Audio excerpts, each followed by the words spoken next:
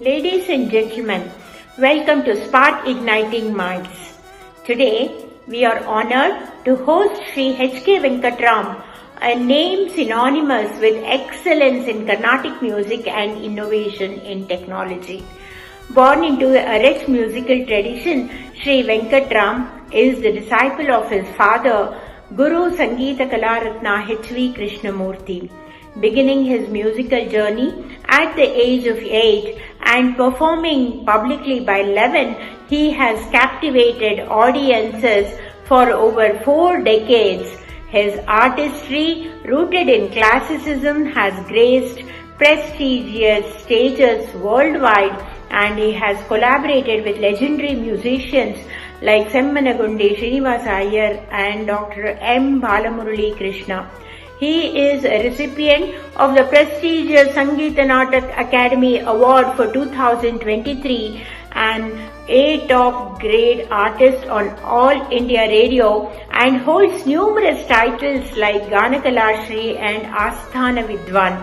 Shri Venkataram is also an accomplished technologist, having served as a senior director at Intel Corporation, where he built world-class engineering teams. Now retired, he continues to combine his passions using technology to propagate Carnatic music while serving as principal of Vijaya College of Music in Bengaluru. Please join me in welcoming the inspiring Shri H.K. Venkataram to Spark Igniting Minds.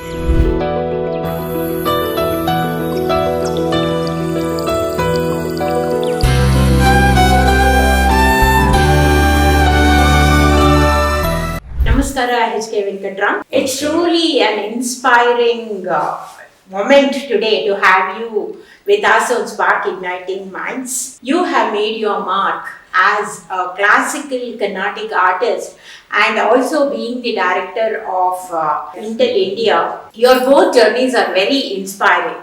So you have touched many lives in both these professions. Let us deep delve into your insights, your experiences, your visions, your plans, and also your passion for music. Namaskara, Srimati Sahana Sundar. It's a great honor to come and talk to you and share some of my thoughts, especially my journey in both the music as well as my engineering career. So thankful to you for having invited me for this conversation. So let us begin with, like every artist was first an amateur. So you are shaped in your musical foundation by your father, Sangeet Natak H.V. Krishnamurti. Could you share some of the key lessons that he has imparted to you, and how did it guide throughout your musical career? Actually, that's a very pertinent question to start this interview, because I owe everything to my parents and especially my father, who was himself a professor of zoology, and he was a great violinist as well. And he was my role model, primarily because he was trying to multitask his time. Not only was he performing, but also he used to teach. Primarily it was started by his maternal uncle and was also his guru, Shri Narayan Swami Bhagavatar. So he had a great influence in how I shaped my career. Added to that, my older brother, Raga was also an inspiration for me. He pursued both engineering and music as well, and we used to perform together. So, I would say that, it was but natural for me to pursue both, because people around me were doing similar things, especially my father and brother both. So one of the things that I noticed in what he did was how could he multitask, so many things, He was teaching zoology.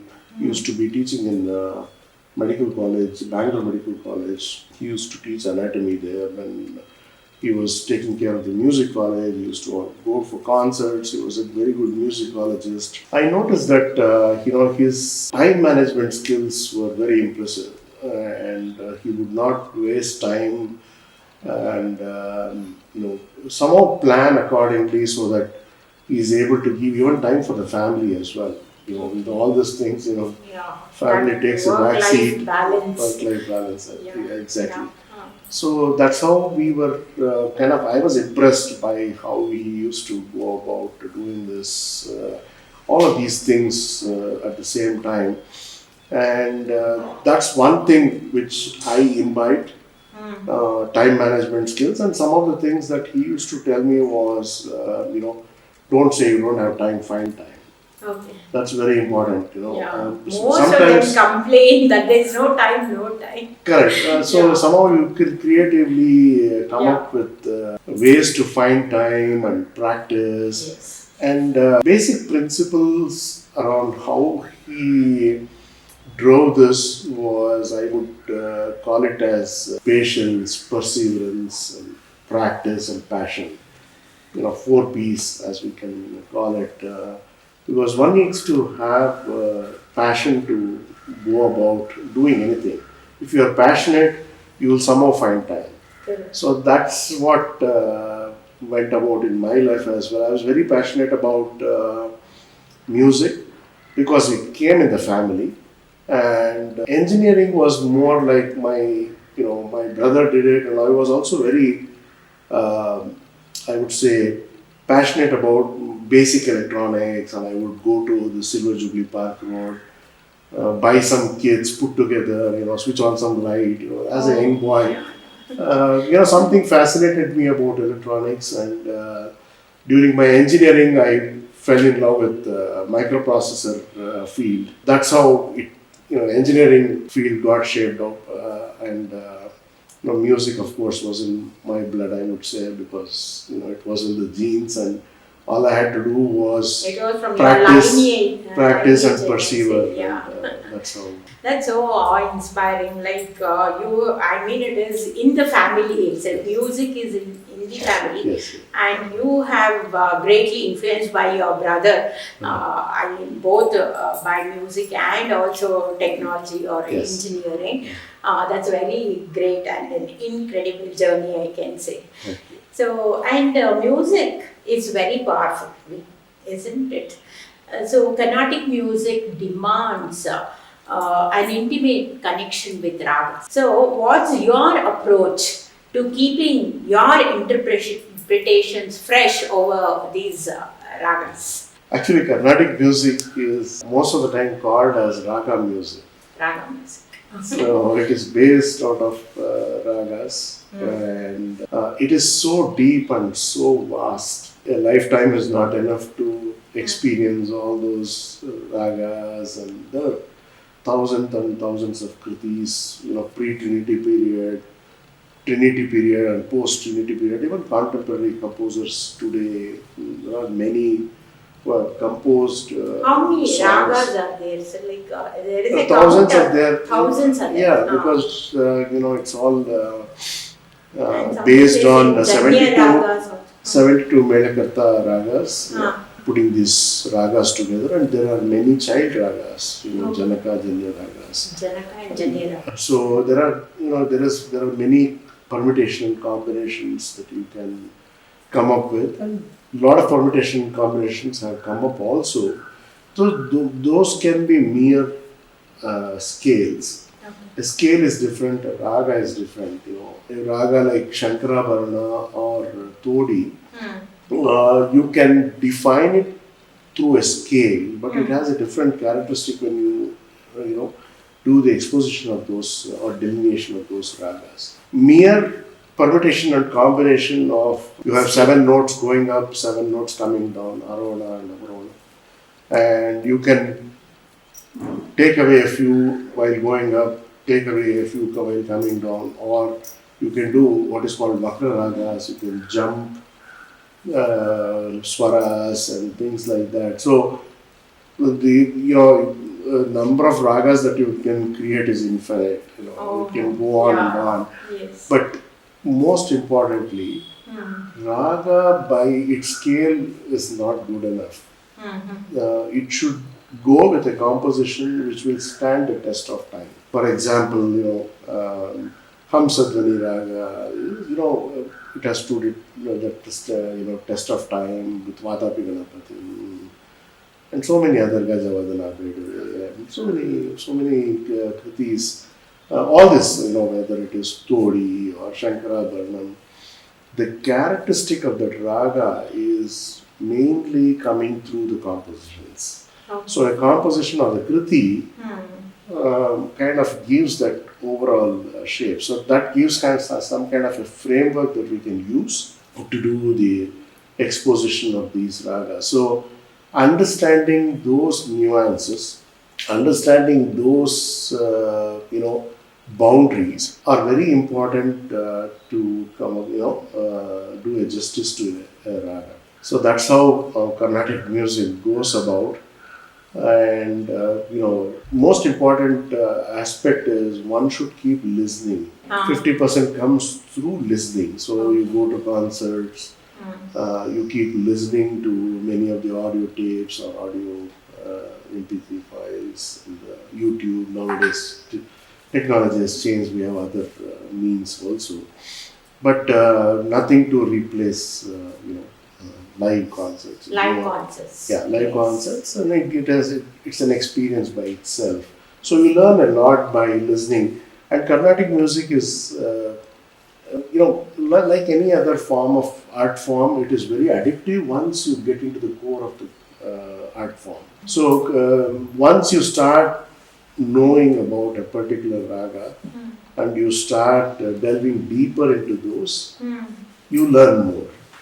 So that's how it works. That's so nice. So raga is not only the swaras, the scales, and it also has to have a deeper composition. Yeah, deeper composition, the usage of gamakams, all of those things should come together to give that what we call a swarupa of a raga. Oh, yes. And also you said that if you have to learn music, you have to be a good listener. 50% of music you can learn only through listening. Yeah. That's see, how do I learn a particular raga? For example, let's take Bhairavi raga. You should go and listen. You can learn through your teacher, and then once you start attending concerts and you start playing concerts, oh, this phrase is possible, oh, this can be sung like that. It's kind of an evolution in your mind. And raga, you cannot say that I achieved everything or whatever it is. It keeps on evolving in your minds, and the more you experiment within that framework, you cannot be innovative beyond a boundary. There are certain boundaries for each of these ragas. Some musicians show that. But gamakas and all you can innovate, I think. You can. Again, some musicians dare to try some things and it clicks. And, we also do that. And it sounds good. And it will be within. See, in Carnatic music, it's not about what is right or wrong. Okay. It is about what is aesthetic. It should be aesthetically appealing to your ears. Sir, is there any difference between Hindustani and Carnatic when we learn the basics? It's almost the same, or there is the approach to music, I would say, would be the same. Whatever I told you about the ragas, they also evolve within, they have their own. The gamakas that they use, the gamakas that we use are slightly different. But their alap will be so lengthy. No, it could be. Even our alap could be lengthy as well. Yes. But ours is a composition based, very strictly adhere to compositions, a lot of compositions that we use. In their, in their system also they have compositions like, but the lesser, much lesser. Yeah, but if they have one line, one line which makes lyrical sense, they can use it for the entire duration of that performance and deliver the music. But it's traditionally how you approach these ragas with these various kinds of gamakas. But the basic underlying nature of both the systems are the same. Almost the same. You need to start. Whatever I told you about, they have ragams, but their system of definition of ragams are different than what we have. Primarily, you can say that once we start looking into their system, we feel that there are some things that we can imbibe. In fact, Muthuswami Dikshita, one of the trinities of Carnatic music composers, he went to North India, this is in 1700s that I'm talking about, and he experimented with Hindustani ragas. For example, there is a song, Jambu Pate. It's not our Kalyani, it is the Hindustani version of Yaman. We also have a Kalyani raga. Yeah, we have. And Hamsadvani, they adapted our Hamsadvani. And he has composed a song like Akhilandeshwari in Raga, Dvijavanti, they have called Jaijavanti. So Hindola is a raga which is again in both forms. So there are many common threads, but each has its own distinct, unique characteristic and shape and form that keeps it different, but it can be combined. Okay. Sir, and they say that the company you make, that shapes the music of yours. Like you have collaborated with many stalwarts, like legends like Shri Shammanagudi, Dr. M. Balamurali Krishna and Shri M.K. Pattammal. Could you share a defining moment from these collaborations that left a lasting impression on you? Yeah, that's a very good question. Actually, first of all, it's a great honor to, I wouldn't say collaborated with them, okay. but I just shared the stage with them. Okay. So, you accompanied them. Yeah, I accompanied them, and it's a great honor, and I would say it's the blessings of the Almighty and my gurus and elders and parents.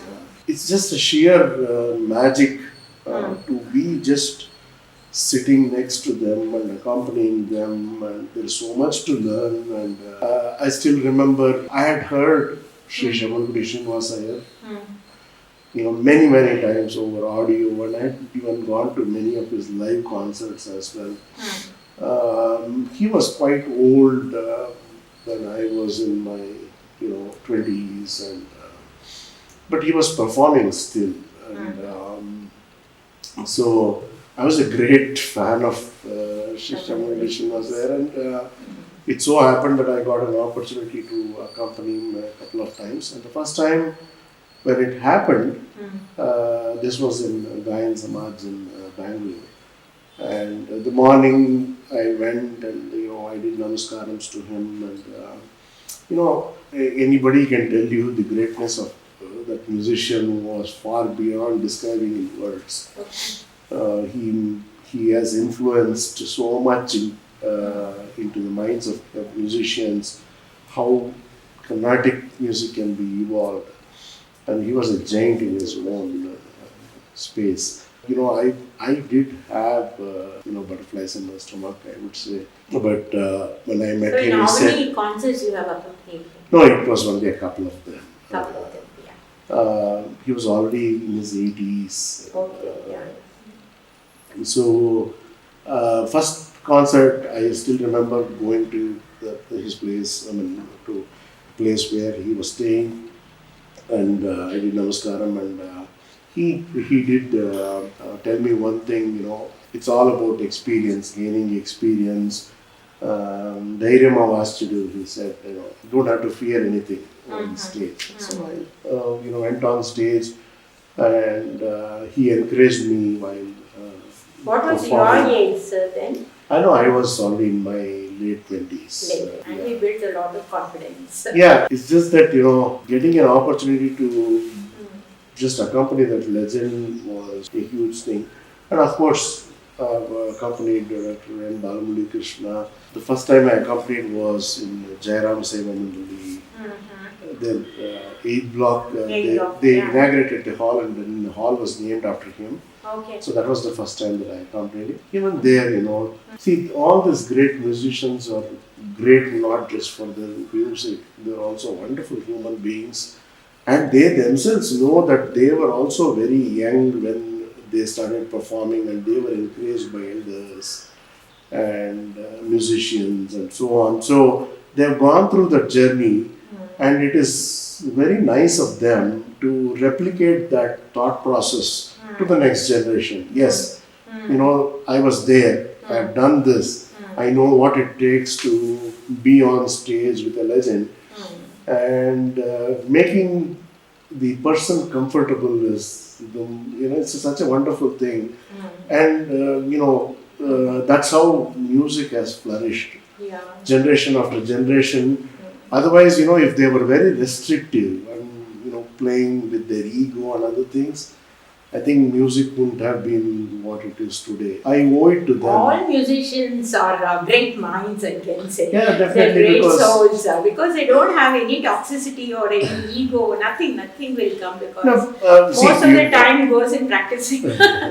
I would say some bit of thing could be here and there. We're all human beings. So, yes. But the thing is, you're so devoted to the art form, and you're devoted to, take this art form further, and encourage and propagate music, and it should reach to every nook and corner, and so they keep that in mind while encouraging youngsters, because the next generation has to take it over. We cannot be here forever, Okay.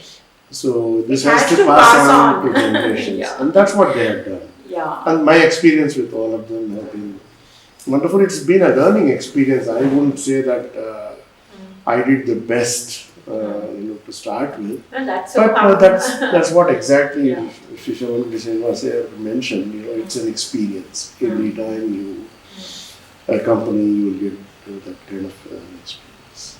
I think accompanying these stalwarts, it is both a humbling and an empowering experience also. So what in your view makes violin a very distinctive instrument in Carnatic music, and also how do its roles differ when you're an accompanied artist or when you're playing as a solo artist? Violin, frankly, it is a Western instrument. It is not an Indian instrument. It comes from Europe and the western part of the world. It's something like guitar and violin has a... No, guitar is different. It's a fret instrument. This doesn't have frets. Guitar and veena have frets. Yeah, you can go from one note to another note, and there's a fixed position for that. Yes. And you know how to... once you place that finger between the frets, wherever you place, it will sound the same because the pitch will be the same. Right. Whereas violin doesn't have, yes. So you can, that's why violin is very difficult to play. It's complicated. It's difficult to play because it doesn't have fixed positions. Your positions is based on your muscle memory and your, swaragnanam. If you have the right kind of swaragnanam or association with the pitch, you can play it properly. The hair that we have on that is the horse tail. Horse tail, oh. So I told you that it is a Western instrument, and during the 1700s, we were ruled by the European nations. British and French were there. So it so happened that Europeans gifted a violin to one of the landlords near Chennai, Madras. The violin instrument by itself was gifted, and he invited Muthuswami Dikshita to and told him, is it possible to use this instrument in our music? So he took the violin and he gave it to his younger brother Balaswami Dikshita, and he started experimenting. The tuning that we do for Carnatic music is different compared to Western. So he started experimenting, and he is credited to have introduced violin into Carnatic music. Till that point of time, Carnatic music was accompanied by either flute or veena. And those days there was no amplification. So if somebody is singing, credit goes to Muthuswami Dikshita for bringing violin, or is it like that? Yeah, no. to their family, family. What happened was flute and veena were the previous earlier instruments that were used for to accompany vocal, because there was no amplification in those days. So large gathering, people couldn't hear what was being played on veena. Flute was too loud; it would submerge the vocal itself. So somehow that didn't have a good combination. So violin is the closest to the human voice. It can be, and through the evolution, they have figured out how to bring about the gamakas and all those things, how to use the instrument and adapt to Carnatic music over, several decades. Violin has become a mainstay now in Carnatic music. Because of its closeness to the human voice and the ability to replicate vocal music, violin was adapted into Carnatic music. You asked me a question about how it is different from being a soloist and accompanist. So in accompaniment, we just follow what the main artist. It bridges between the vocal and the instrument. So we what we call it as Pakvadya Dharma, in a sense. So we just follow them, we embellish, because it's their concert. They come up with compositions, they sing ragas, they would have come up with a list, and we just accompany them. So it's an accompaniment. Whereas on the solo, it's me as a soloist who would decide what I should play. And I can be a lot more liberal in the kind of compositions that I choose. It can be more instrumentalist, instrumental based compositions. There are like Raghuvamsha Sudha is more an instrumental based song than vocal. Not that you can't sing in vocal, but it doesn't sound that good as it sounds in the instrument. So I have the flexibility as a soloist to choose. So that's the difference between the soloist and the accompaniment artist. That's really nice. Like I feel that after violin came, the Carnatic music had an uplifting kind of music, I can say. So replicating gamakas and vocal nuances on the violin is considered to be very challenging. So how do you master these intricate skills and staying true to the Carnatic music? As I mentioned earlier, all these gamakas can be replicated on the violin, but there are challenges to play certain phrases, and it has evolved over a period of time. I would say that the usage of gamakas has been perfected in several decades, and the credit goes to many of the stalwarts years like Dwara Venkataram, T. Chodaya, Shri Venkataram, Shri T. M. Krishnan, Shri M. S. Gopal Krishnan, all the violinists. My father, he was also experimenting and taught us various nuances of gamaka. So these are all different ways of using the instrument, but it's all Carnatic music ultimately. But they have been of a great influence in how this instrument can be used. And credit should also go to M.S. Gopal Krishnan, who introduced violin to Hindustani music. And we used to play both Hindustani and Carnatic. And thereafter there are It's many. also an accompanying instrument in That is Hindustani not. too? No, I don't think so. They use Yeah. mostly harmonium in Tabla. Hindustani music, and the violin, they use it as a solo. Dr. N. Rajan, there are many stalwarts nowadays, who have shaped violin in Hindustani as well.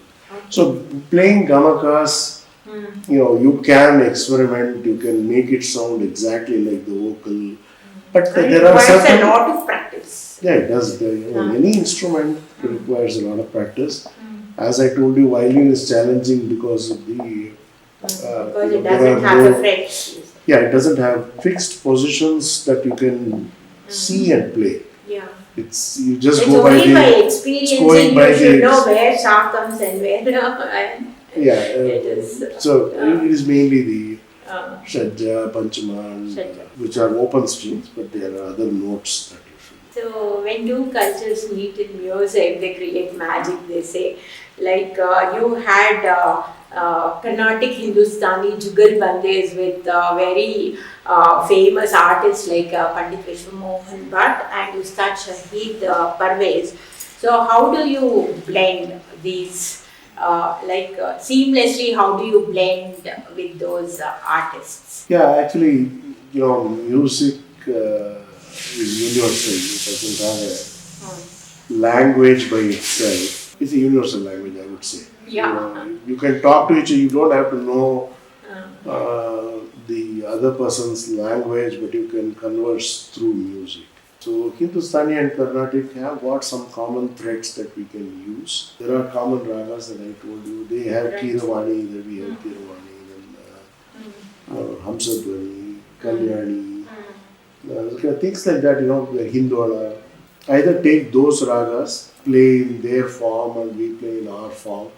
It's good to show the distinct styles, both as Carnatic and Hindustani, because that is what is required. You can't be playing like, I can't be playing like Hindustani, they can't be playing like Carnatic. Okay. So you take a common raga and you show how this raga is dealt in each of these systems. And there are certain things which will help us to collaborate, which are common to both. So we bring that together and perform. So that's all one which is very, a common raga between the two.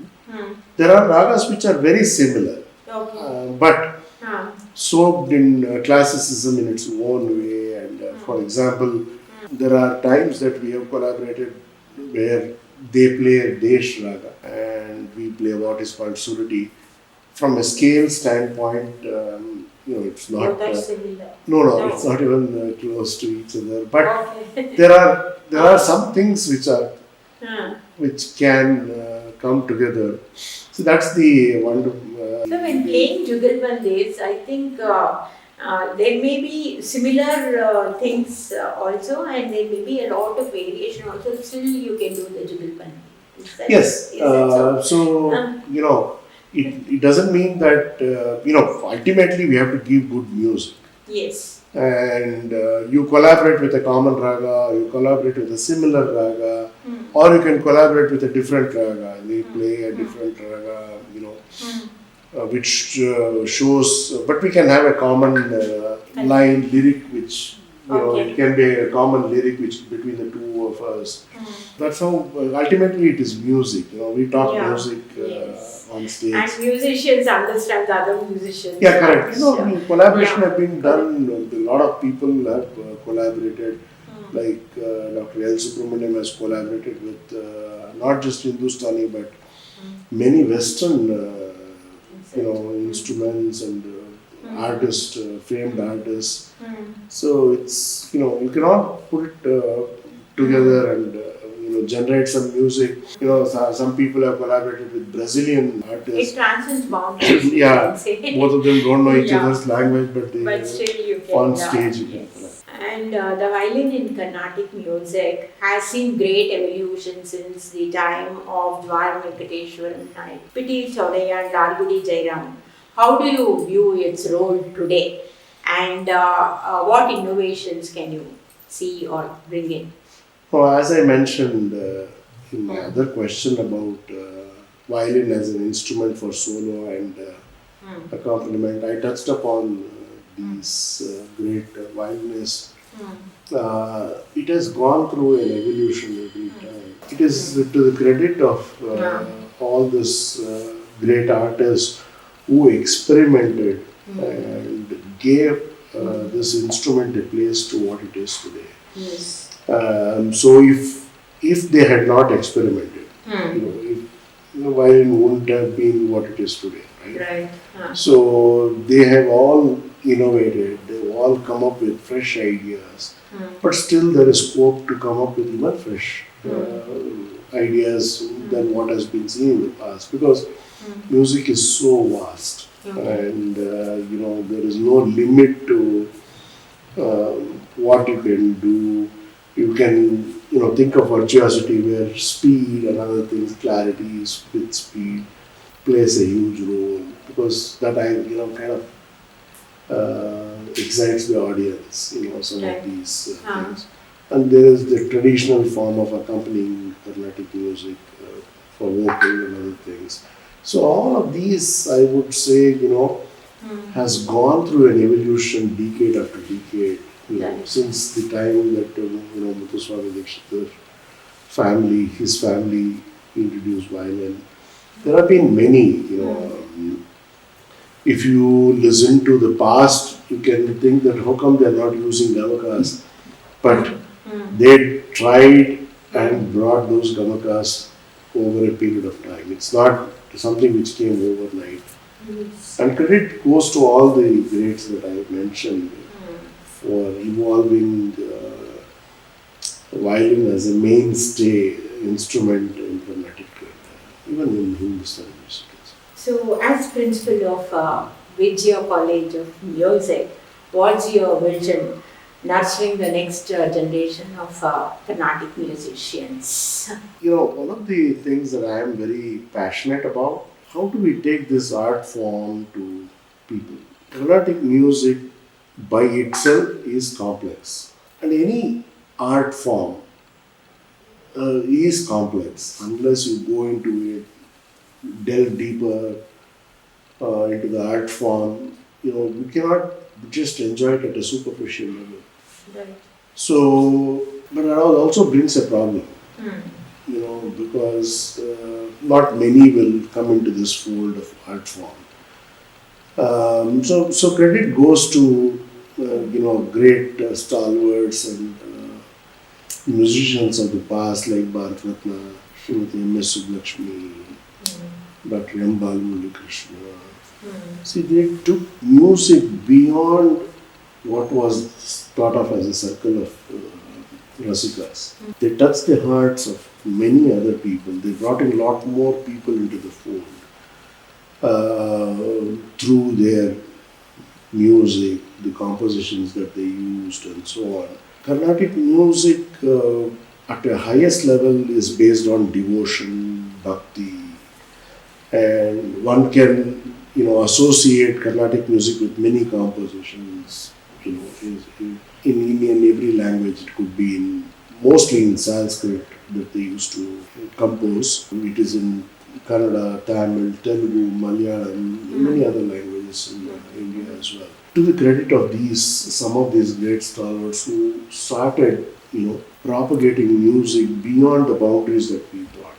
Credit goes to them. So my goal is to make Carnatic music appear as simple as it can be, to propagate. So once you get them to like it or get interested, then the next, you have won the first battle. The advanced. Once that's the first battle. You need to make them understand and like it. See, it's very intimidating. If I don't understand, I don't want to go to that. Right. See, there are subjects that we studied. There were very few subjects that we were very passionate about, and some subjects we had to study for the sake of, study. Even though we don't have interest, we had to, repeatedly go to them and try to understand. People studying civil engineering, for example, or Yes. even within medicine. Yes. Some might like cardiology, some other like oncology, and it all depends on your interest. But at least the baseline should be where, I like Carnatic music is the first battle that you should win. Then introduce them to the deeper aspects, then it becomes addictive. So I have been trying to, and it's just not me, it was started by my father, singing bhajans. So in the beginning you begin with bhajans. No, and not similar, really, not really. Yeah. We start teaching the art form as is and introduce all these things and then conduct concerts now and then also. and competitions Yeah. and all those things, quizzes. Yeah.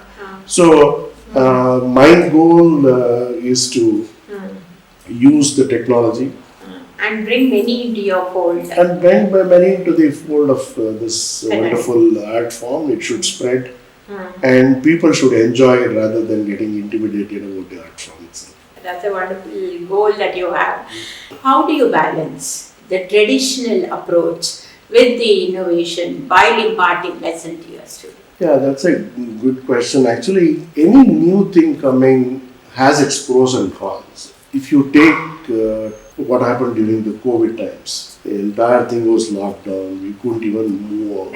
And then all this online music started, online kacheris. There are pros and cons, as I mentioned. Online concerts, you sit in one place, probably I can just sit in your place and we can have a concert here and I can reach out to the global audience. Right. Sitting here. And I don't have to have any audience here. That's one But, great advantage. Yeah, so you can reach out to the global audience. So that's what happened during COVID days, and we were able to reach out to many people. And at a time where you can't have concerts, you can't even move out. This was a refreshing change. But with it also comes, like I said, pros and cons. The cons part of it is when you sit in front of the audience and you perform, the rapport that you develop, the excitement that you see in their faces, or they might even not show excitement, they might look dull, and you change composition and do some things. So it's kind of a game there. You literally relate converse with the audience. you connect with the audience. So many a time, there are auditoriums where they make everything dark. You can't even see the auditorium. It's very difficult to perform That in doesn't those help kind you, of. I think. You want to see the responses, and that really inspires you to do Correct. better. That also inspires and also change our track, because maybe the audience likes something else. Sometimes, virtuosity plays a role there. Immediately looking at the audience response, you change also. Correct. It's an impromptu thing that we can do. So those are the aspects that gets missed out during online thing. But as I said, positives, you can reach to the audience which you can't even think of. This is only a few hundred thousand. But even then, that personal touch is irreplaceable. No, it is irreplaceable, but as I said, it's a balance between, there are times that concerts are also done hybrid way, where you have audience and they also do broadcast. It's an online thing, it's so online. it can be broadcasted. So that also is happening. Yeah. So, it's up to us to stay in touch with the technology and use it to our advantage. There are disadvantages, but you can't keep complaining about disadvantages. But there are advantages which you can harness and. As you said, technology also is bringing people together, like your multimedia CDs, and also the archives that you have made for Carnatic music is accessible to me. So, what sparked these initiatives? So, if you take what used to happen the time that I was learning, or even the previous generation, we had to sit in front of the teacher and learn, and we didn't have all these gadgets because no recordings available. Intently listen, write down, and then go home. You would have forgotten some things. Next day when you are trying to, or next class when you go to the teacher, I didn't teach you like this. And something you have changed. So you correct. So it used to be an iterative process those days, but you intently listened and made it happen because you didn't have all these gadgets those days. Now, it has changed. I would say that it's only helping. I allow my students to video record my lessons so that they can use it as a reference. And again, there are positives and negatives. We are making them lazy by doing all those things. Some aspects of music that can be demonstrated, like a lecture demonstration. So it can, see, there are many lecture demonstrations that have happened, and only those who were there were the fortunate ones to listen, and those have not been documented. But nowadays, in the last 6 to 8 years or so, people have started documenting, and that's something that I've been mentioning to every organization, that they should document these things. Because it's going to be there for future. We started an initiative where we could document these things that are available on YouTube and other platforms. You can go and refer to, for example, Shri H.K. Sangeet Natak talked about a particular usage of Gandhara, Sadharana Gandhara, how it is used in different compositions, different ragas, and it's practically a gem. It's available on video. Then Sangeet Srimati Vedavalli has talked about Atana Raga, how it got evolved, what are the different forms that we see today, what are the different compositions. See, all these things, several years of experience and knowledge put in half an hour. Okay. And what more can a student want other than this? Just listen to that and you have like practically years of experience put into a golden nugget. I mean, you have inspired musicians also and technologists also. You have two different worlds and it is so different from each other. Then how did that engineering, shape your musical career, or vice versa? How did music shape your engineering career? Actually, it's an interesting question because there are times that engineering is a field by its own, and it's like a North Pole and South Pole. Yeah. And, I would be in the office till 5 p.m. talking about some, having meetings about technologies and other things and products, innovations, and then 6:30 I'm in some green room, and then changing my dress and going onto the stage. Yeah. And it's like a North Pole and South Pole, totally unrelated. So that's one side of it.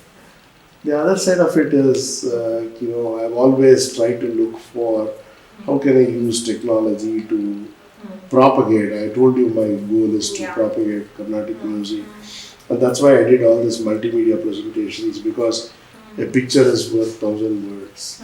And I used to come up with multimedia presentations about compositions, about composers like Tyagaraja. The multimedia CD that we did was talking about life and times of Tyagaraja and Pancharatna Kritis, what do they mean. So all of these, in the realm of propagating Carnatic music to So technology has been a great advantage for you. Yeah, whatever is possible. In propagating music. Today, see, technology has helped us to reach people far beyond boundaries that we can think of. We can collaborate, we can practice. I have quite a few students in the US, Australia, and UK. I teach them online. A lot of musicians teach. There are so many musicians. Now so many academies also have come out. Yeah, so you won't believe the number of music students who are learning music online in the US. Mostly online. And sometimes when we travel, we do offline classes as well. But all of these things have really helped. Technology has only, as I said, there is a boon and a bane, right? Yeah. And you need to figure out what are the ones which will help us. And they have taken a great interest in Indian music. Correct. See, I have discouraged students who stay in, let's say, Jayanagar, are asking for an online class. And I say no, you can't say come no out to for them. them. Yeah. Yes. And people who can come in the city, I know it is difficult to travel between one place to another place, especially with all this traffic rules that we have. But learning offline is any day much better compared to online. Because online has its challenge because there is a lag. We can't be talking to each other at the same time. There is a lag. So once I play a phrase, it takes that. Even if it is microseconds, it is. And how does music help you in technology? So, like it's a stress buster, I can say. Yeah, stress buster if you are not a professional. If you are a professional, as I said, 5 o'clock in the office and 6:30 on the stage. I cannot call it a stress buster, it's more stress. Because, once you are on stage, they don't care whether you are a senior director or a VP or a CEO or whatever it is. They want to know what you perform on the stage. So that's a huge, and I have been performing with all the. So it's not easy to go and be on the same par, if not more, with them on stage because it will show. The same applies vice versa.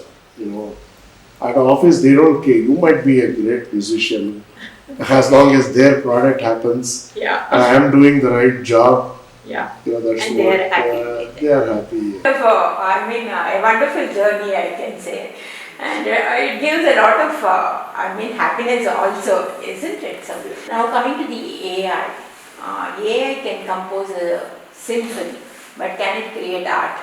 So, like that, what is your role of artificial intelligence in music creation? Can you see it as a boon or a bane, I can say, or as a tool or a challenge? As I said earlier also, all these technologies do give us some positives and there will be negatives. It depends on what you want to take. How you take that. Artificial intelligence, yes, can replace many things. For example, in coding today, there are many things that it can do. But my son was saying, even if you take your half an hour concept and then AI can create or replicate your musical thing into different, even Raga or whatever, I don't know. Can it happen like that? I see, that's what, it's evolving now. And as I see, AI can be used to reach out to far more audience, create more types and so on, give space for us to be more creative and things like that. As you know, AI can also be misused. What you just said now, take my concept and do something there with AI and might lead to something else, which I don't want. Right?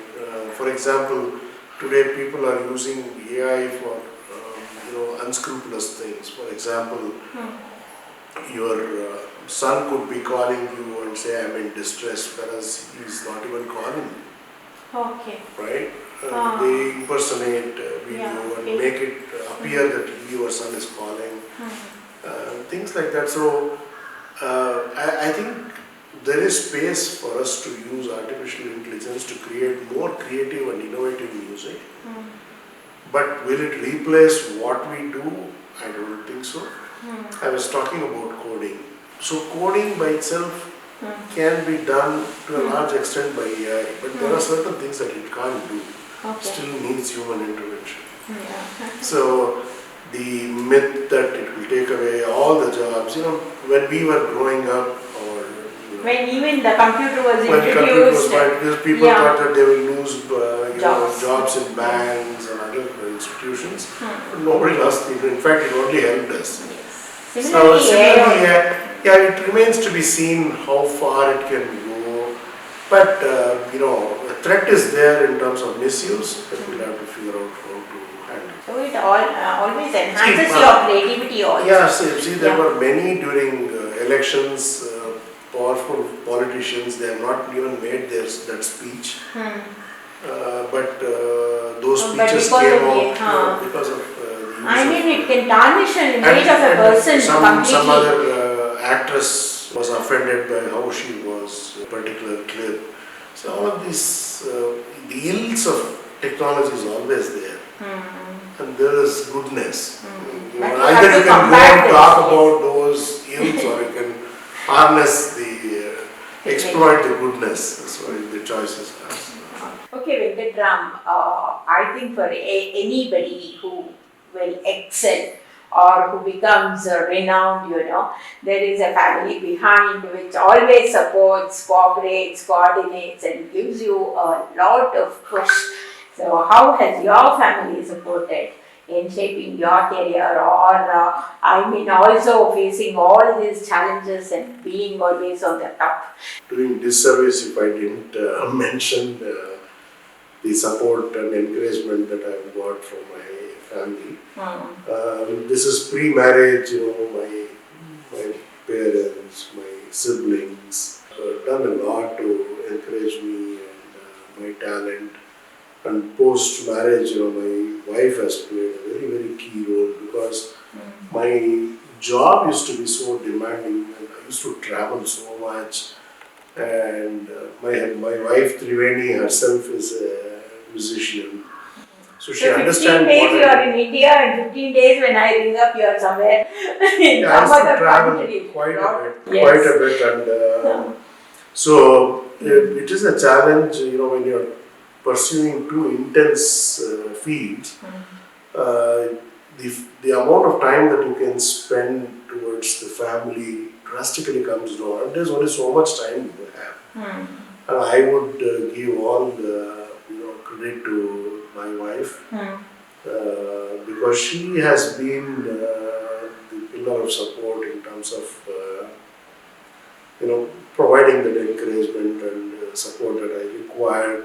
She took care of everything from a family standpoint, even taking care of my parents, and made sure that I had my time for what I was supposed to do.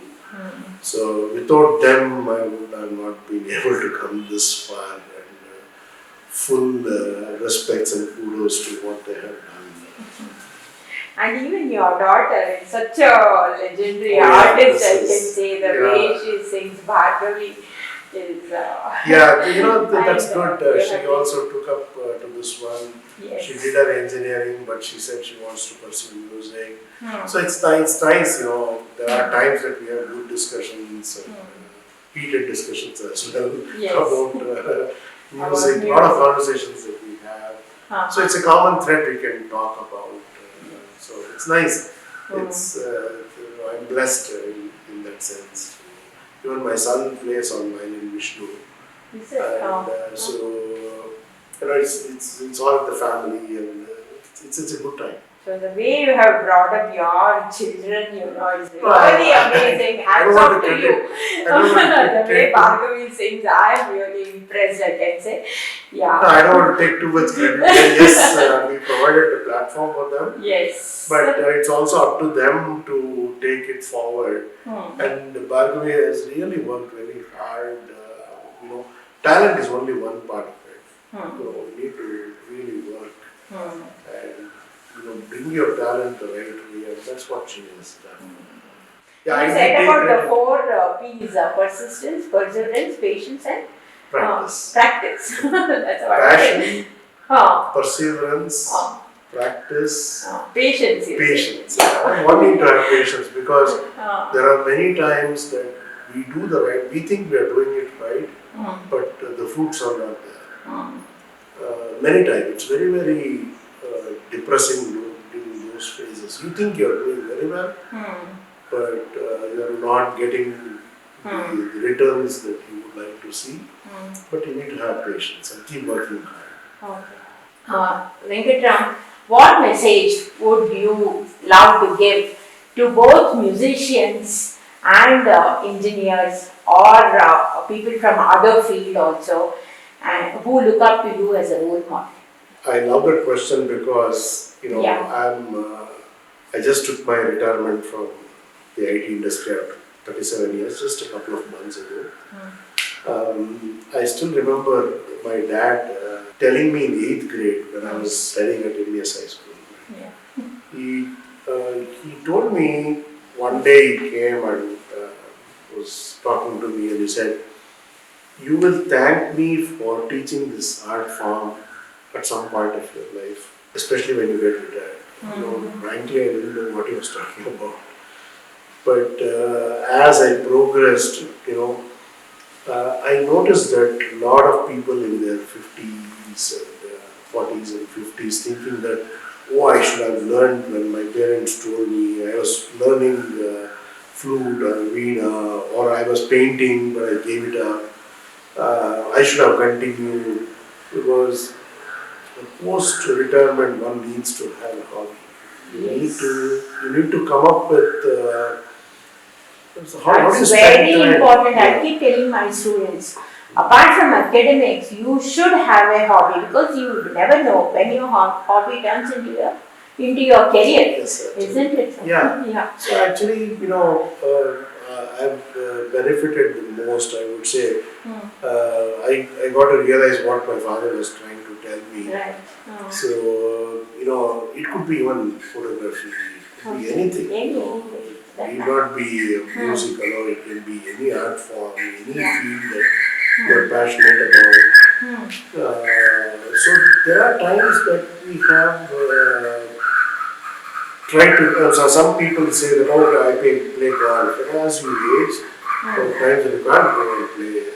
Sports has got its limitation as we age, but these art forms, even though there are limitations, but I would say that if you keep you yeah, happy. you can listen, you can go to concerts, you don't have to play or perform all the time, but you can enjoy this art form very intently. My advice to all the youngsters and even people who are in 40s and 50s, take up something. Pick up something as a hobby. You ask me how music has helped me in technology. I have very good listening skills. I have a lot of patience when people are talking. I love to listen and then talk. So, all of these communication skills, being patient, hardworking, all of those things are carried from music to engineering. So, there are many positives that you can take with you to pursue something that you enjoy doing passionately. What you wanted to do when you were young, you couldn't do, just pursue that. Even if you are 50s, 60s, whatever it is, start with it. Because it will give you that immense satisfaction of spending time on something that you like. That's a wonderful advice that you have given to the youngsters today, Venkataram. And my last question to you is, you have received numerous accolades, and the best being the Sangeet Natak Akademi Award, which you received very recently. How do you view these recognitions, and how do you feel about it in your journey? So recognitions for any artist is to tell you that you have got more to do. More? More to do. Okay, more to do. It's more responsibility on me, and recognitions like any other field, even in academics, when you get a rank and the principal gives you some reward, it's very encouraging. So I treat these recognitions as as an encouragement for what I have done so far, and also the responsibility to carry it forward in a meaningful way. This is not the end of it, and I should say, I'm really fortunate to have received that Sangeet Natak Akademi Award from the President of India recently, and nothing more satisfying when some recognitions come like this. And I'm treating this as something that I should be doing much more, contributing much more to this field of music. That's wonderful. Every award should motivate you to do more and more. And after retirement also, you have got some vision, I think. Yes. Yes. Thank you so much for the opportunity to express my thoughts, Sahana. You're doing a real good, service to reach out to the audience in your own way through this media platforms by talking to various personalities and sharing their thoughts. As I said, we have lots of experience and knowledge, and what we say within this 45 minutes or 1 hour is something that we have carried for a long time. But to express that is also a joy.